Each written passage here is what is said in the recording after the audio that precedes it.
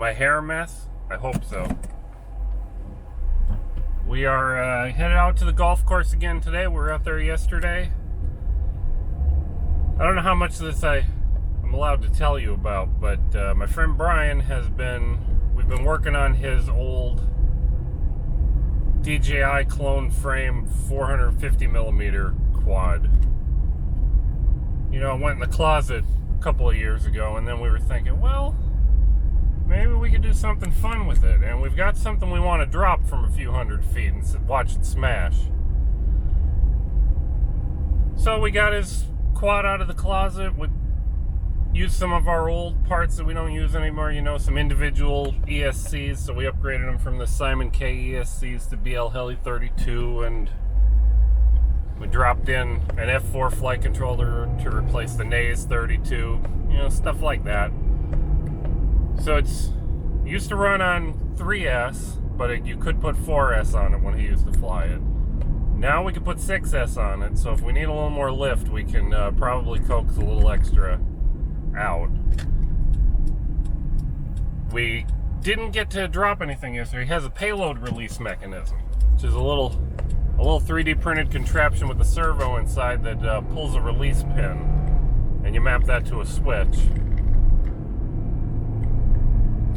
We've dropped boring stuff, you know, water bottles to watch them smash. Nothing exciting. We're gonna drop something exciting now, though, Judy. I can't tell you. I don't think I can tell you what it is, but we do know that it's about 6 pounds. So when we went out yesterday, I filled an old milk jug full of water, so we had about 8 pounds to lift. I don't know, is that about what a gallon of water weighs? I don't even know, but it was more than enough. When we got out there, we were going to try tuning his quad a little bit, but it wasn't flying right, and we noticed he wasn't getting any good signal on his crossfire. And it turns out he had a dud of a crossfire module. We swapped it out last night, and now it's beautiful. But that really goofed us up. We also have in his quad one of those cheater quad switches to switch from one camera to another, except on his big quad, instead of putting a camera in the front and the back, we have one facing out the front and we have one facing down, so you can see what you are, the target zone for the release mechanism. But with his flaky crossfire module, it was, oh, we're gonna just barely make this light. With that bad crossfire module, it was flipping that channel to failsafe every now and then. Well, quite every few seconds. So it was trying to switch cameras, so the VTX kept blinking in and out. It was awful. But I didn't want to, you know, not lift anything yesterday. We really wanted to know if 6 pounds was going to be within the, you know, the lift budget of this quad. So I strapped some paracord to my my frame can take 6-inch props on my freestyle quad. So I had 5.5-inch props on there, and we gave it a shot. I could not lift a gallon. Did not work. Put that video. All right, this is Pat trying to lift a water jug, well, a milk jug full of water. And I'm really scared of how close I am to it. Slowly backing away.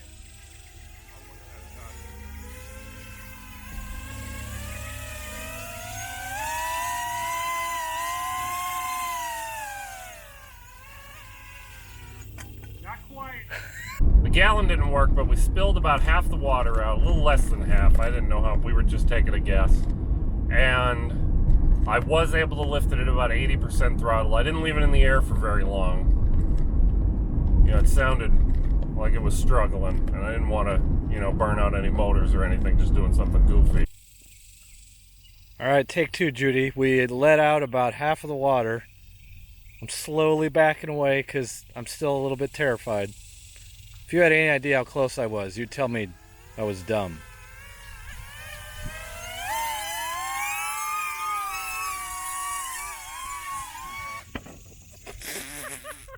But if 5.5-inch props on 2207 motors will lift 6 pounds, I'm pretty confident that Brian's big old quadcopter with 9.5-inch props with 2212 motors will be able to lift 6 pounds. I don't think we're gonna have any trouble. But that's what we're gonna do today. We've got the Crossfire module in. It's working. We did a test flight last night out near Brian's house, and we FPV'd around just around an open field, nothing exciting. It was getting dark. But yeah, that's what we're doing. We were shopping at Target last night. It's a aptly named store for what we were shopping for. But we were looking around for things we could drop. We did not do a very good job. I flew all of my quads, probably 1 or 2 batteries on all my quads yesterday. I think my 3-inch Kestrel's camera seems to be reasonably in focus. It looks pretty similar to the 4-inch. And yesterday I did not have 4-inch props on my 4-inch Kestrel, and I'm still calling it the 4-inch because I don't know how else to differentiate. But I tried. Brian gave me a few sets of the props that he doesn't like. They're HQ 3 by 4 point something by 3. They're fairly aggressive for a 3-inch prop. And I don't know. I'd like to fly the 4 and the 3-inch back to back, but I felt similarly zippy and speedy as the 4-inch props, but I was lucky to get 3.5 minutes of flight out of those aggressive 3-inch props. I've never gotten less than 4 minutes out of the 4-inch props, and I've been very heavy on the throttle. So there is definitely an efficiency difference between 3-inch and 4-inch. I mean, we knew that already though, right, Judy? But maybe next time I'll try some of the really gentle HQ 3x3x3s that I fly on my 3-inch Kestrel. I can't use the same props because they're T-mount on my 3-inch Kestrel, and my 4-inch Kestrel is a regular prop shaft, so I'll have to order some.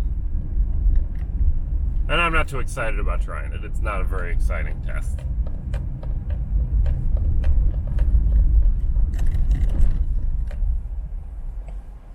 I'm gonna back into this parking space here.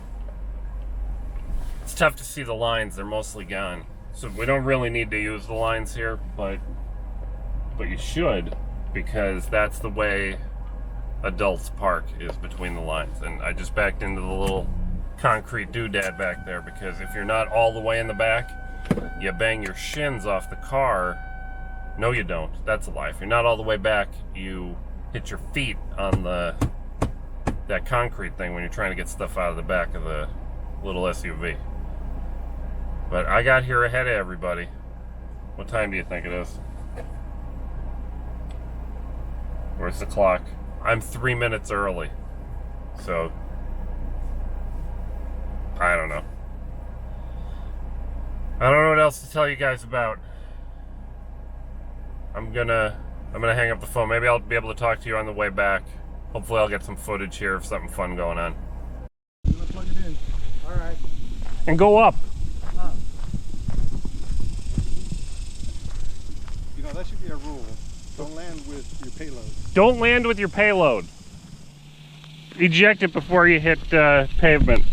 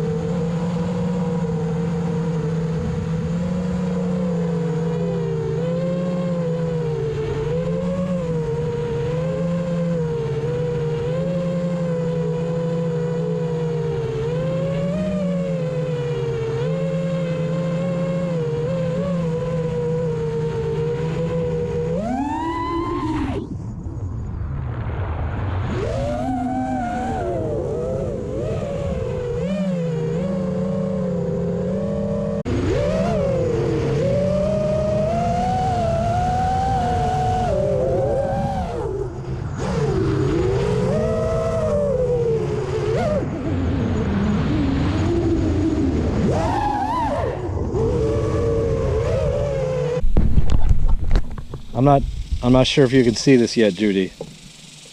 But Pat's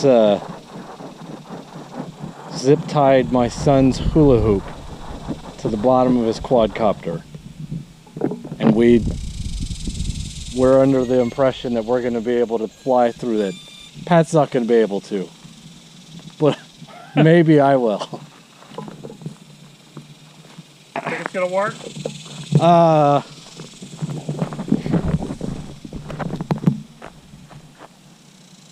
Jesus Christ.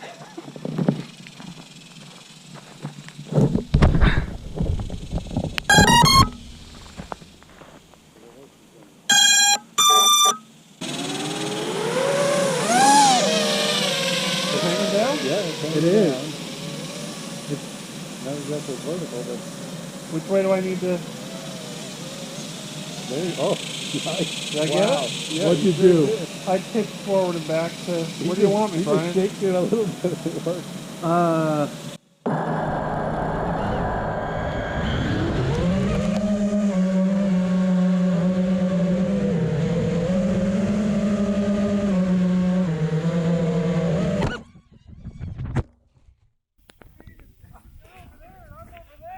All right, Judy, we zip tied a hula hoop to my quad, and Brian tried to fly through it. And I don't know where anything is, but these guys seem to know. They're pointing. We're gonna go to my quad because it has the hula hoop. I disarmed because I didn't think it was gonna be right side up.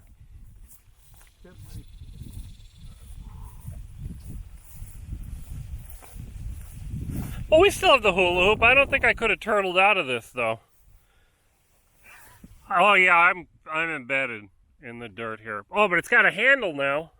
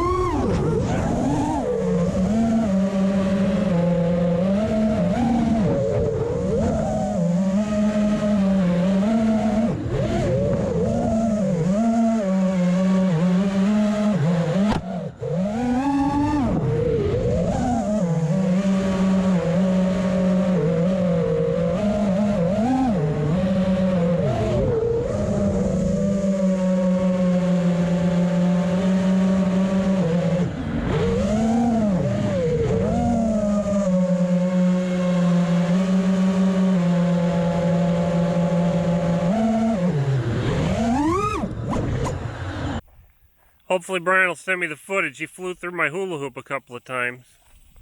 A couple of two-tree. My son's hula hoop. We've got it zip tied to the front arms on my quad. It flies really funny with this thing on. I tried to power loop the tree, but I didn't pull back far enough. It would have worked. But it's a pretty small gap Brian hit here. It's not... It's probably... What is it, twice as wide as your quadcopter about? Yeah, not even. Yeah, we'll call it twice as wide. Close enough. Yeah, it's tough to see out there. It's real narrow. So bad. Brian did a good job. And we didn't break anything. He hit the hula hoop one time. Well, twice. He hit it once and knocked me out of the air. The second time, everything was fine.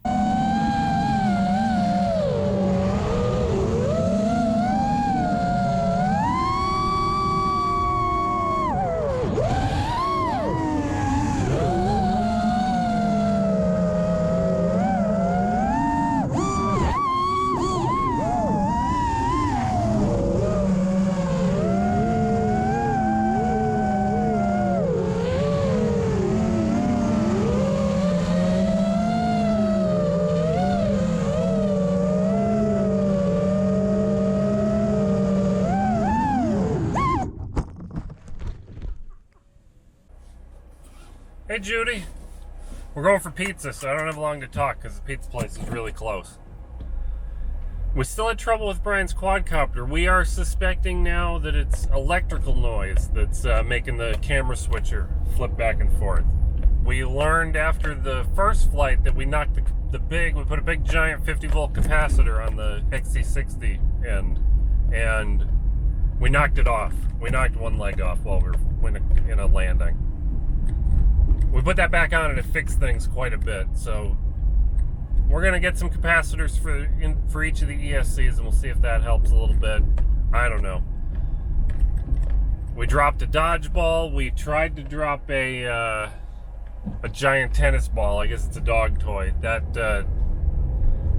ended up pendulum around, and it got wound up around the quad and it crashed. So that was the last flight of the day for that quad. But then Brian brought one of his 3-year-old son's hula hoops, which is a very small hula hoop. It's about twice as wide in the middle in diameter as our quadcopters are wide. So I zip tied it to the bottom of my 5-inch quad, and we had Brian fly through it like a race gate. And on the first attempt, he whiffed. He hit the hula hoop, and he sent me on an odd trajectory. I wound up disarming. I'm not sure I had to disarm, but I did. I didn't know if we were headed towards us or not. But he did better after that. He probably flew through the gate about 3 times on my second flight. My second attempt at holding the gate up for him. He did bump me once, though, and it did not knock me off course. He just barely nicked me, and I just started drifting backwards. I was doing my best to hold position, and I was doing a good job until he hit my hula hoop, and then I just started slowly drifting. I tried to power loop the tree, one of the trees with the hula hoop, and I goofed. I didn't make it back far enough, but I was a little worried. It rotates on the zip ties. I was a little worried it was going to flip around myself and get me stuck in the tree, so I was being cautious. And I did a snap roll with it, and that was terrifying. The whole thing just tried to...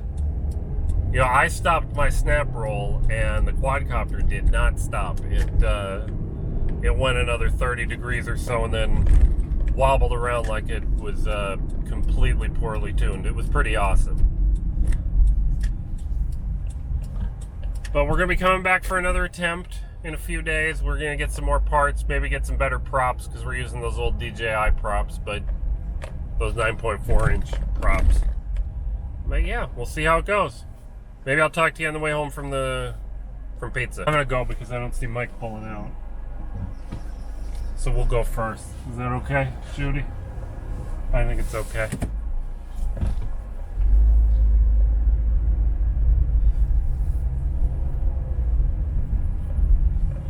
Well, we just had pizza.